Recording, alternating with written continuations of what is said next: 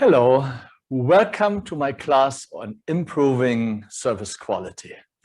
Service quality is still one of the most important differentiators of many service organizations. So with this class, we look at some key tools you can use either as a process owner or as someone who wants to get into redesigning customer service processes. So let's look at what tools you can use. So the first really is, let's talk a bit about customer service process redesign. So why do you need this in the first place? Were our processes so poor? And of course, what happens is that customer needs change. We have processes that work beautifully, but then we add functionality. We add new features. Technology changes, so we add apps. We add smart self-service technology. We're adding in chatbots and AI. So a process that was working beautifully before suddenly creaks and cracks, and it is time to do something about it. Here are a few words of wisdom, which I think you can use to sort of guide your thinking. And the first one is speed is greatest when value add time approaches elapsed time. So we call this end-to-end processing. And we use this a lot in intelligent automation, from when the customer initiates to when the customer gets the final output. Now, things like Six Sigma, they're as much as a culture, then they're also a performance standard. If you start thinking Six Sigma, it really governs a lot of the behavior and a lot of actions you take. So it's part of the culture. Now, non-value adding work steps are the enemy. And here is often a lot of compliance and policy and internal things, especially in large organizations. So the question is, how can you follow and adhere to compliance without having all these non-value adding work steps here? And the overall focus really is on easy to do business with. Most services are not really about giving you a wow experience, right? I mean, when you buy a ticket, when you cash money, when you make a reservation, it's never about a wow experience. It is to get things done as easy and as fast and as convenient as possible. Only sometimes core service, these are what true experiences when you go to a nice resort holiday and so on. That's when we, of course, focus the experience, but everything before and after, easy to do business is the name of the game. Now, another thing is sort of people are crucial for getting top quality output, and so are processes, right? So we have to look at both. But if you compare, you look at average people in an excellent process, easily outperform excellent people in an average process.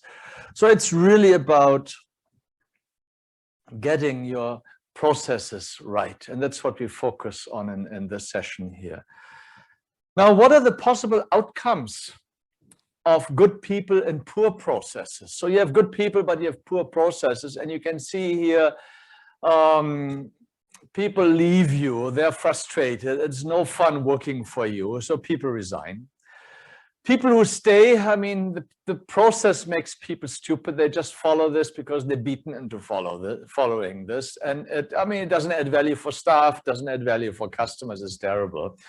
And the last one, the desired outcome really is people change processes through cross-functional discipline, which is the really truly desired outcome.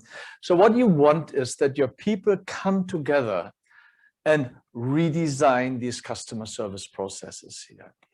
And this, at the moment, is quite exciting because we have so much in technology and easy coding and RPAs and chatbots that actually your people can do a lot of these things by themselves and within support of the company, of course.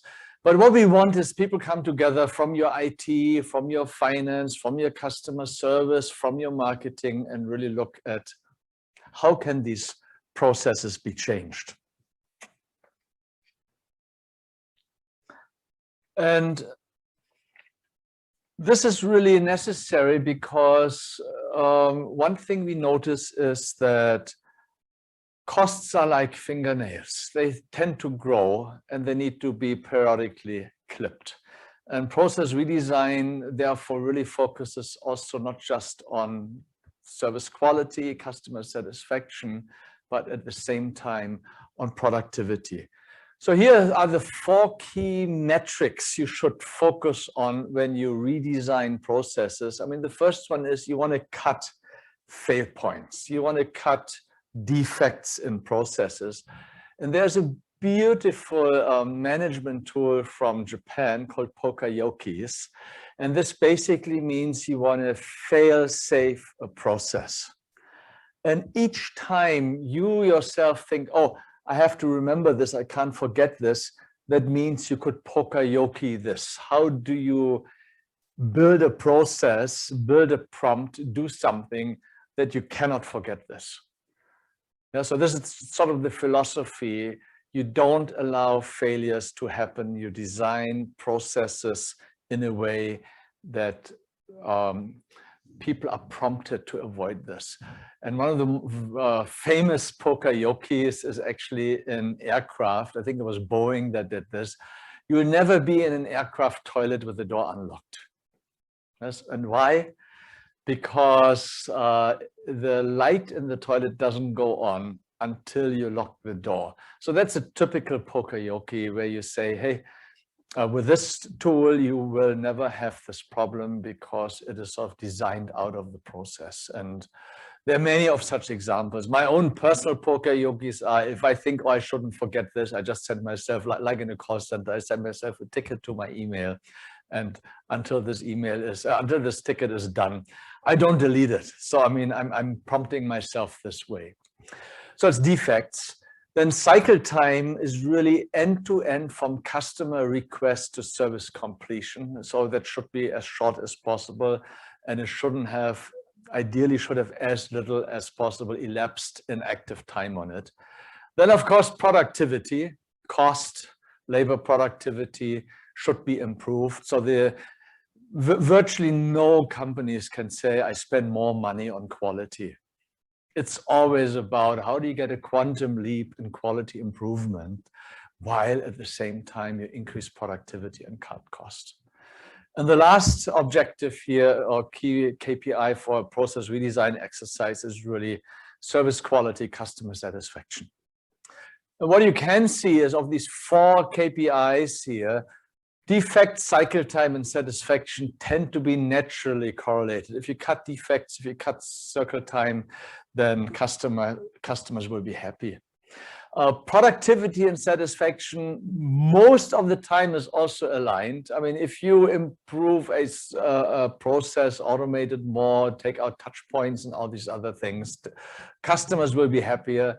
But sometimes productivity could be counter to such things like a personal touch and you know, personalization, and there's a trade-off sometimes.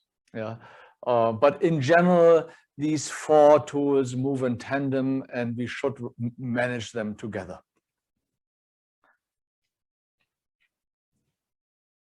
Now, a key component of service process redesign is blueprinting, or you can call it mapping, service mapping, or customer journey design. So there are many terms in this here, but what it basically does, it systematically looks at the customer experience and writes it down in some sort of blueprint or chart.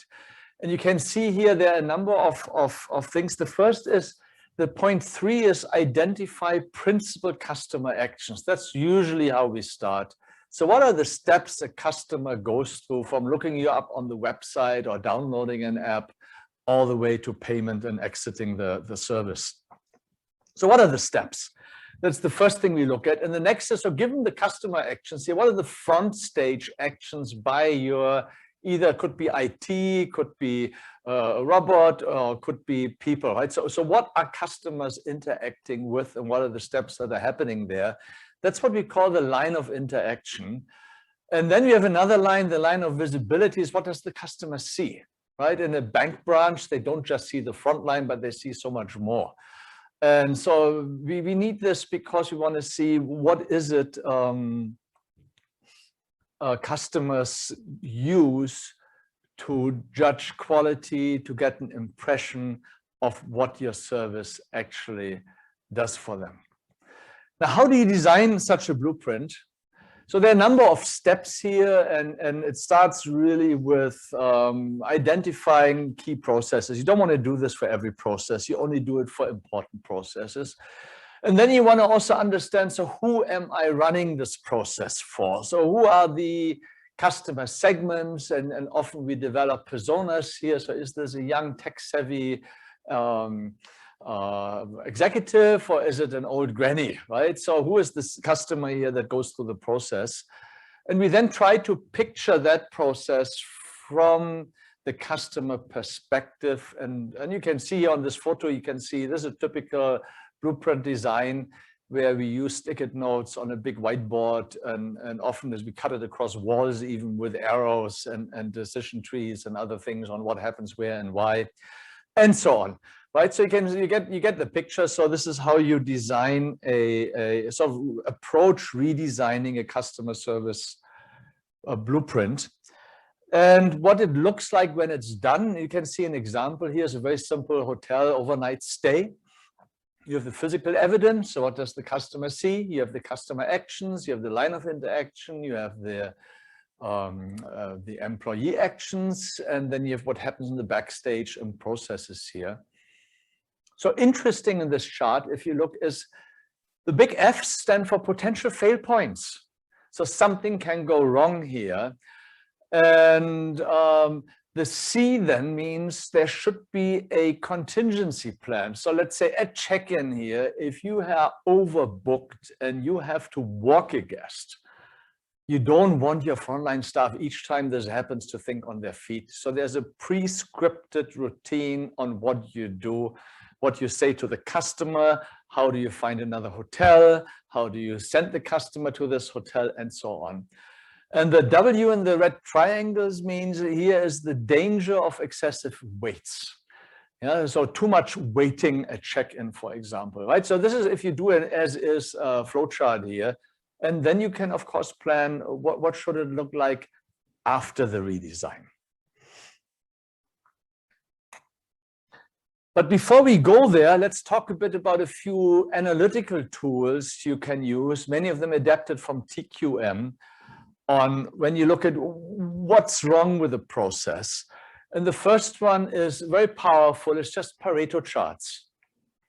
So what are the 3 or 4 failures we have that cause 80% of all the failures we have, right? So which are the vital few, if you will, we should ensure that we design them out of our process. So that understands what's the important process or important steps within the process that need attention.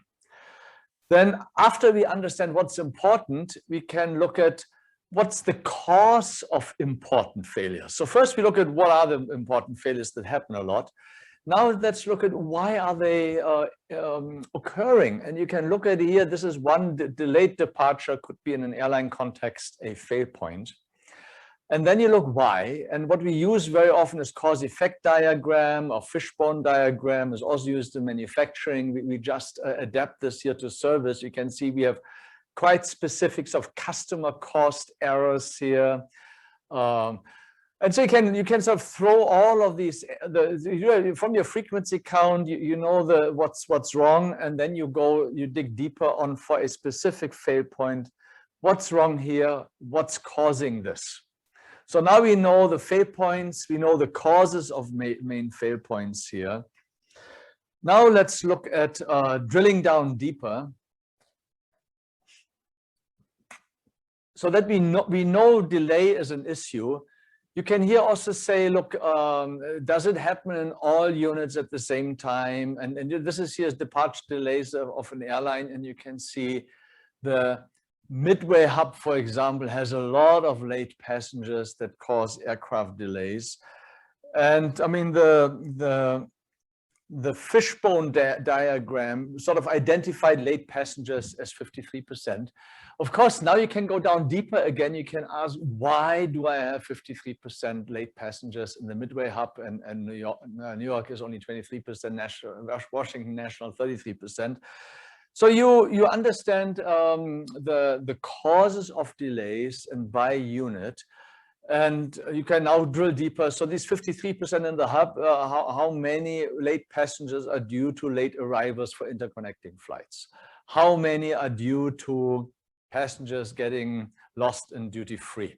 Or how many are due because our check-in staff still admitted passengers, although it was too close to gate closer, and then the aircraft had to wait for these passengers, right? So you can see these are very simple tools, but very powerful. They really point you towards where things go wrong.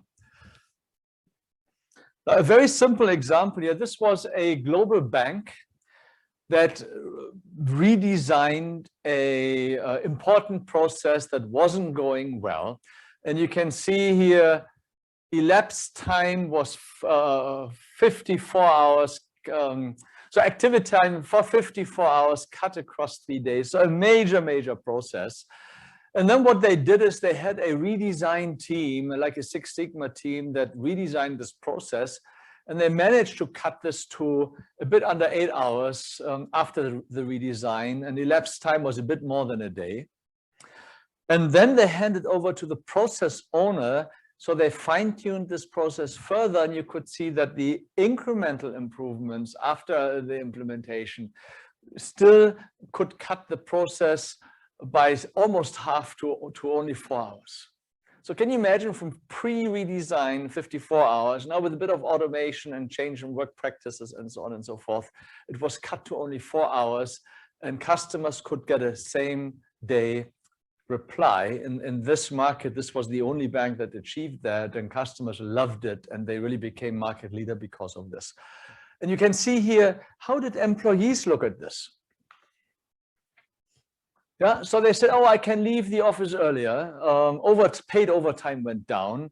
Job was being enriched because empowered staff had less hands off. They did a complete job now.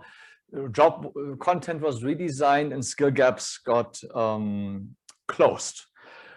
So this is a very nice example of a process redesign. Is quite typical. Usually customers love it, employees love it, and you can cut a lot of costs at the same time.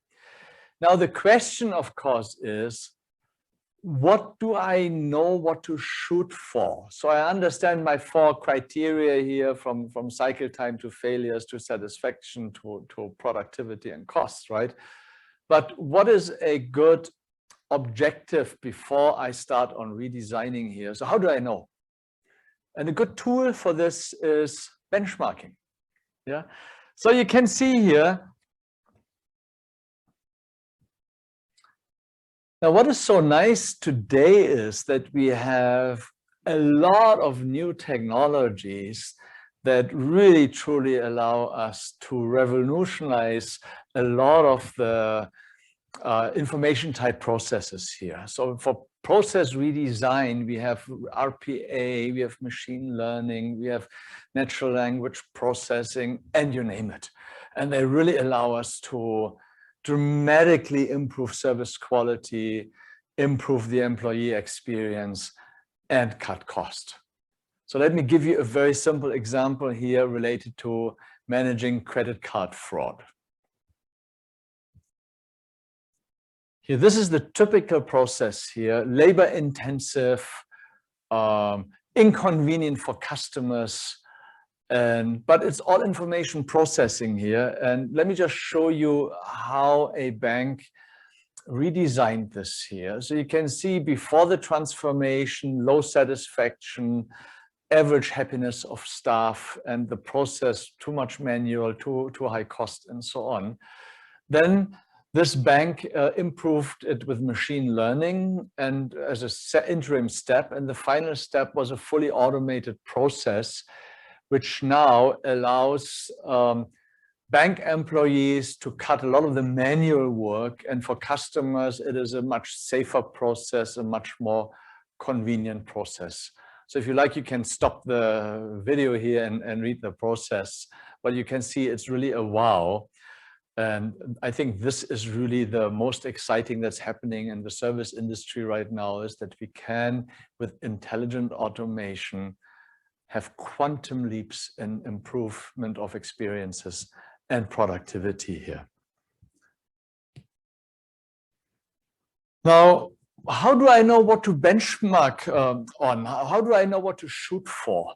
And I mean, benchmarking really is the key tool here. And if you want to redesign processes, you can look at your own organization. What is best practices? If you're in a global company, so what does America do? What does Europe do? What does Asia do? Is there something you can learn? How good are they? And if you want to go further, you can look at what are my best competitors doing? What is industry practice? And you want to go even further, you can look at what is best practice, full stop.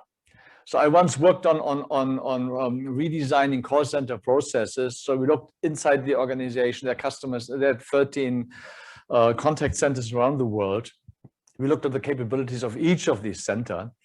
And then we looked at their key competitors, what they were doing. And then we looked at best practice. At that time, we looked at Amex. This was one of the best call centers we could benchmark to. So, you know, I mean, what do I want to achieve? Do I want to really be best in class? Then I look at best practice, full stop, or best in industry, or I just want to catch up in the organization. You can see there's different costs attached to these three levels. Following best practices in your own organization, you just copy what's already there, and that should be reasonably easy to do. So benchmarking is key for sort of deciding what you want to focus on. And how do these KPIs or what they call standards and targets move over time? And you can see this here.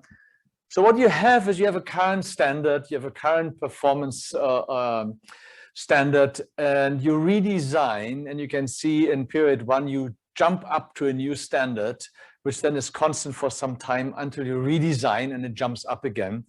But what you see is this long line here, or the top line of customer experiences, customer expectations. So they increase all the time. Why? Technology moves, competitors move, industry moves. So customers expect more over time.